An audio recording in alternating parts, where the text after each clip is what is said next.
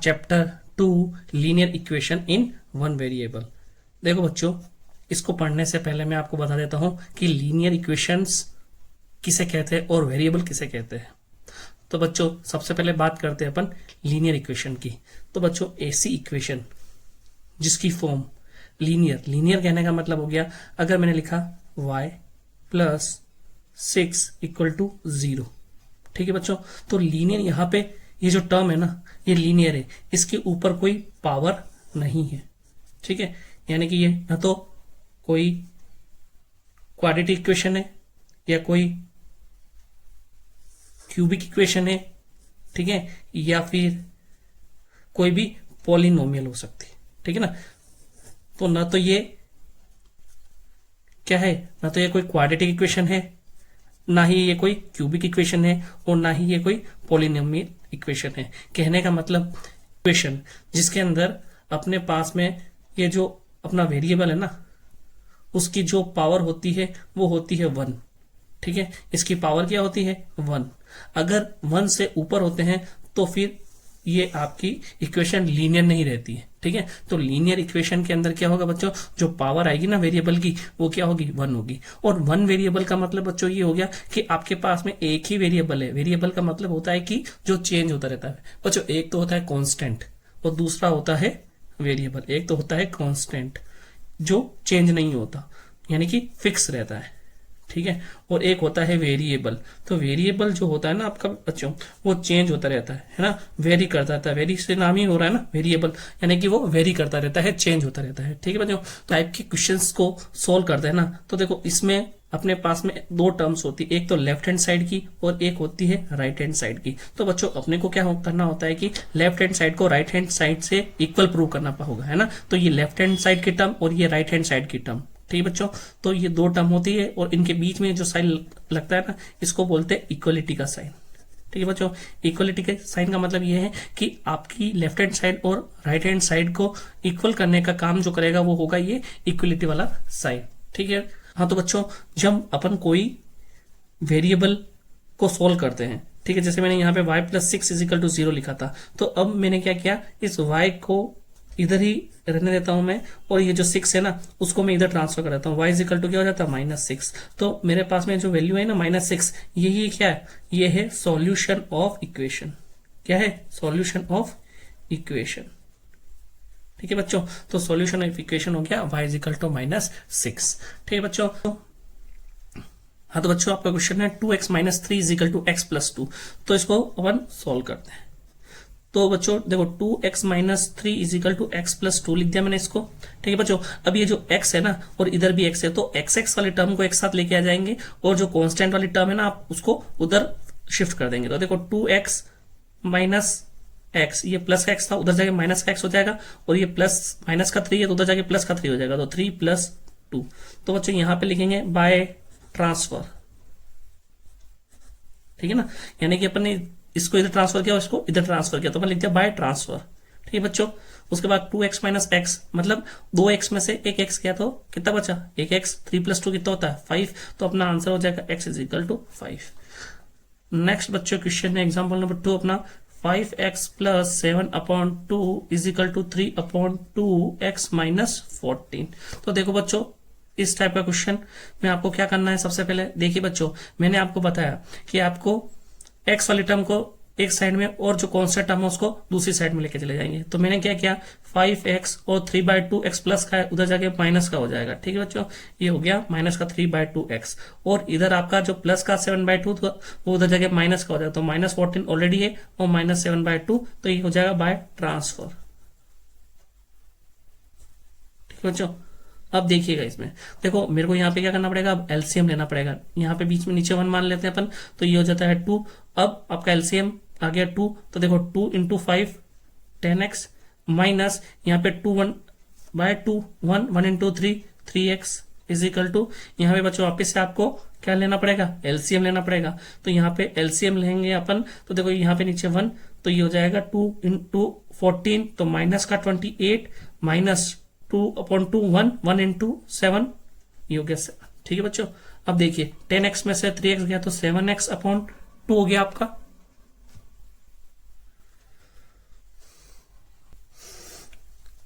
तो बच्चों ये आपका 7x/2 इजिकल टू, देखो 28 और 7 दोनों माइनस के, तो माइनस माइनस होता है प्लस, लेकिन साइन किसका आएगा, माइनस का। तो 28 और 7 आ जाएगा आपका 35 और नीचे आ जाएगा डिवाइड। ठीक है बच्चों, अब इसको मैं यहाँ पे सोल्व करूंगा। ये 7x/2 है आपका और ये है आपका -35/2। बच्चों देखो दोनों में 2 डिनोमिनेटर में, तो ये कैंसिल आउट हो जाएंगे। 7x इजिकल टू -35 और x इजिकल टू -35/7 ये होता है बच्चों, इसको कैंसिल आउट करेंगे तो 5, तो x इजिकल टू आपके पास में आंसर आ जाएगा -5। तो बच्चों ये एग्जाम्पल 1 और 2 हो गए। अब अपन देखेंगे एक्सरसाइज 2.1। हाँ तो बच्चों क्वेश्चन नंबर फर्स्ट है आपका 3x is equal to 2x plus 18। तो देखो बच्चों आपको क्या करना है, यहाँ पे सबसे पहले अपने पास में जो x की वैल्यू है उसको अपन एक साइड ले लेंगे। तो x की वैल्यू को अपन 3x -2x हो जाएगा, ये उधर जाके, और 18 इधर ही रहेगा। तो अपन यहाँ लिख देंगे बाय ट्रांसफर। ठीक है बच्चों, तो 3x में से 2x गया तो x और यहाँ हो जाएगा 18, तो x is equal to 18 answer. Second question देखिएगा बच्चों, 5t - 3 इजिकल टू 3t - 5 है। ठीक है बच्चों, तो टी को एक साइड ले लीजिए, तो 5t प्लस का 3 उधर जाके माइनस का 3t हो जाएगा, और माइनस का 3 उधर जाके प्लस का हो जाएगा, तो -5 + 3 बाय ट्रांसफर। तो देखिए बच्चों 5 में से 3 गया तो ये हो जाएगा 2t इजिकल टू -5 + 3, तो माइनस का साइन बढ़ा तो माइनस आ जाएगा, 5 में से 3 आप जाओगे तो आपको मिलेगा 2। ठीक है बच्चों, तो 2t इजिकल टू -2, तो t इजिकल टू -2/2, 2 से 2 कैंसिल, तो -1 आपका आंसर आ जाएगा। ठीक है बच्चों, नेक्स्ट क्वेश्चन देखेंगे 5x + 9। तो x के टर्म को एक साइड ले लेंगे। ठीक है बच्चों, तो 5x और इधर -3x हो जाएगा, और 5 है उधर ही रहेगा, और +9 इधर जाके माइनस का हो जाएगा। तो 5x में से 3x गया तो 2x, और 5 में से 9 गया तो -4, तो x इजिकल टू -4/2 कितना हो गया, -2 आंसर हो गया। ठीक है बच्चों, इसके बाद में 4z + 3 इजिकल टू 6 + 2z। तो बच्चों यहाँ पे अपना वेरिएबल z है, तो z को अपन एक साइड ले लेंगे, तो 4z - 2z इजिकल टू 6 - 3 हो जाएगा, प्लस का 3 उधर जाके माइनस का 3 बाय ट्रांसफर।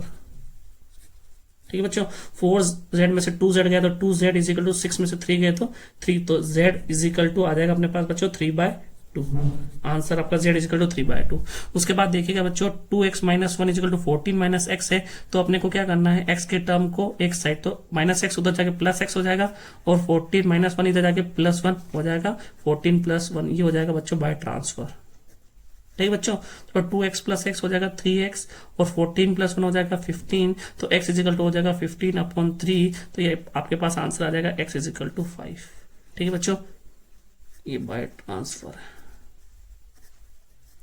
अब नेक्स्ट है आपका 8x + 4 इजिकल टू, देखो बच्चों यहाँ पे आपको क्या करना पड़ेगा, यहाँ पे डिस्ट्रीब्यूटिव प्रॉपर्टी यानी 3 दोनों से मल्टीप्लाई हो जाएगा, तो 3x, और ये 3 -1 से तो -3 + 7।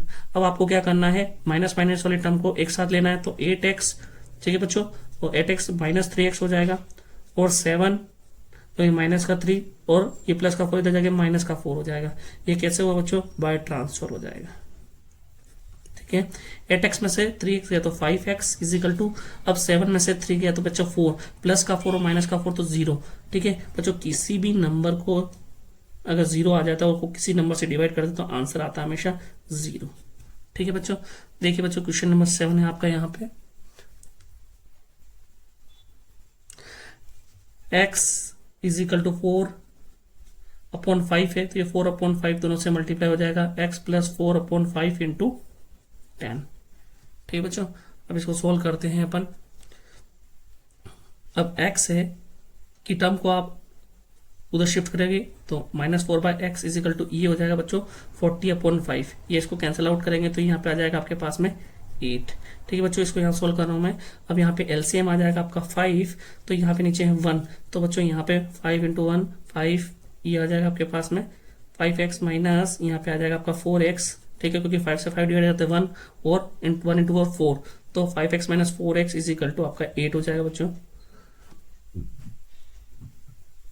ठीक है बच्चों, तो 5x में से 4x गया तो ये हो जाएगा आपके पास में x/5 इजिकल टू 8। ये 5 बच्चों इधर की जब इससे मल्टीप्लाई होगा, क्यों, क्योंकि देखो बच्चों यहाँ पे 8 के नीचे 1 होता है, अगर अपन क्रॉस मल्टीप्लिकेशन करते तो 1 उधर मल्टीप्लाई होता है, 5 इधर मल्टीप्लाई हो जाएगा, तो x इज इक्वल टू आ जाएगा आपके पास में 8 इंटू 5 कितना होता है बच्चों 40, ये 40 आंसर आ जाएगा आपका। हाँ तो बच्चों इसमें आपका 40 आंसर आ जाएगा ना, 40 आंसर आ जाएगा। हाँ तो बच्चों नेक्स्ट क्वेश्चन है आपका question number 8, 2x upon 3 plus 1 is equal to 7x upon 15 plus 3। तो बच्चों मैंने आपको पहले ही बताया था कि जो x की टर्म होती है उसको एक साइड में अपन को लेना है, तो 2x अपॉन 3 और 7x उधर जाएगा तो माइनस में जाके 7x अपॉन 15 हो जाएगा, और ये 3 है 3 रहेगा, और प्लस 1 उधर जाके माइनस का हो जाएगा, तो इसको ले देंगे बाय ट्रांसफर। अब बच्चों देखो इन दोनों के अंदर एलसीएम आ जाएगा आपका 15, तो 3 5 जा 15, 5 इंटू 10 हो जाएगा 10x इज इक्वल टू, अब देखो 15 अपॉन 15 1 होता है, 1 को 7 से मल्टीप्लाई, तो 7x इज इक्वल टू 3 में 7 गया तो 2 बच्चों।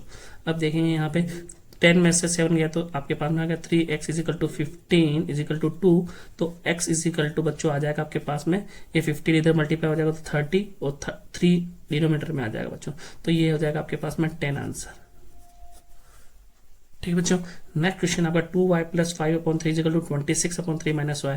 तो बच्चों सेम टर्म्स को एक साथ लेते हैं, तो 2y और माइनस वाई होता जाएगा प्लस का y हो जाएगा, 26 अपॉन 3 माइनस 5 अपॉन 3 हो जाएगा। ठीक है बच्चों, ये बाय ट्रांसफर करने से हुआ। ठीक है, 2y प्लस वाई होता है बच्चों 3y, और 3y इज इक्वल टू आपका हो जाएगा, देखो बच्चों दोनों का एलसीएम है 3, 26 माइनस 5। ठीक है, 26 में से 5 गए तो आपका होता है बच्चों 21 अपॉन 3, तो ये आंसर है आपका 7। तो बच्चों यहाँ पे 3y इज इक्वल टू आपके पास में आ जाएगा 7, तो y इज इक्वल टू आ जाएगा 7 अपॉन 3 आंसर है। ठीक है, आंसर होगा 7/3। ठीक है बच्चों, नेक्स्ट क्वेश्चन है 3m is equal to 5m minus 8 upon 5। तो देखो बच्चों यहाँ पे आपको m वाली टर्म को साथ में लेना है, तो 3m minus 5m is equal to minus 8 upon 5, ये बाय ट्रांसफर करने से हो जाएगा बच्चों। ठीक है, 3m में से 5m गया तो minus 2m is equal to minus 8 upon 5, minus से माइनस बच्चों कैंसिल हो जाएगा, तो अपने पास में आएगा m is equal to 8 upon 5 है ना, तो ये 2 नीचे आ जाएगा, तो 2 से 8 कैंसिल, तो ये आ जाएगा 4, तो आपके पास आंसर आ जाएगा 4 अपॉन 5, तो m is equal to 4 upon 5 answer आ जाएगा। ठीक है बच्चों, तो इस तरीके से आपका एक्सरसाइज 2.1 खत्म। ठीक है बच्चों।